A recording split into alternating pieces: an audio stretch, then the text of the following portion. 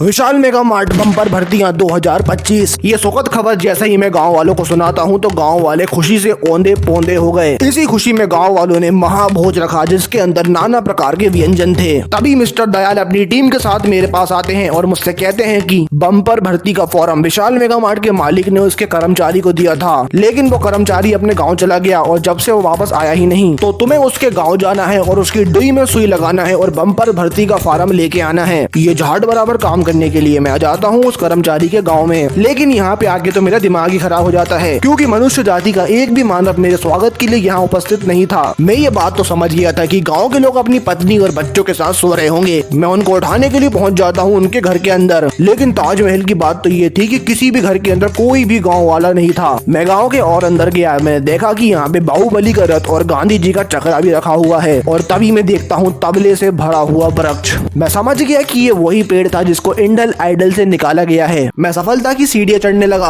और शिखर पे आके जो मैंने नजारा देखा उसको देखने के बाद तो मेरी रूहें कांप गई क्योंकि सर कटे हुए खोपड़ों का एक जमावड़ा मेरा स्वागत कर रहा था। इन खोपड़ों को देख के लग रहा था कि इनकी गिनती कभी खत्म ही नहीं होने वाली है, लेकिन तभी मैं देखता हूँ मोड़ा ऑक्टोपस। इसने कई इंसानों को अपने अंदर चिपकाया रखा था, लेकिन ताजमहल की बात तो ये भी थी कि ये भी जमा हुआ है। तभी कुछ गांव के लोग मुझे कहीं पे जाते हुए दिखते हैं। मैं उनमें से ही एक से पूछता हूँ कि आखिर इस गाँव में हुआ क्या है, तो ये मुझे बताता है कि गाँव के अंदर एक ऑक्टोपस आया था जिसने यहाँ पे अत्यंत जादू टोने से संबंधित चीजें की थी, जिस कारण पूरे गाँव के लोग यहाँ से गायब हो गए। अगर तुम्हें बम्पर भर्ती का फॉर्म चाहिए तो तुम्हें गाँव वालों को आजाद करना पड़ेगा और गांव वालों को आजाद करने के लिए तुम्हें गांव की नहर का पानी खोलना पड़ेगा, जिसकी चाबी तुम्हें ढिल्लू भाई के गांव में मिलेगी। मैं जैसे ही ढिल्लू भाई के गांव में आया तो मैं समझ गया कि यहाँ पर भी ऑक्टोपस का प्रकोप पड़ गया है, लेकिन मेरे लिए दूसरी चुनौती यह थी कि मैं जानूंगा कैसे कि आखिर ढिल्लू भाई का घर कौन सा है। इसलिए मैं सभी घरों के अंदर जा जाके छानबीन करने लगा।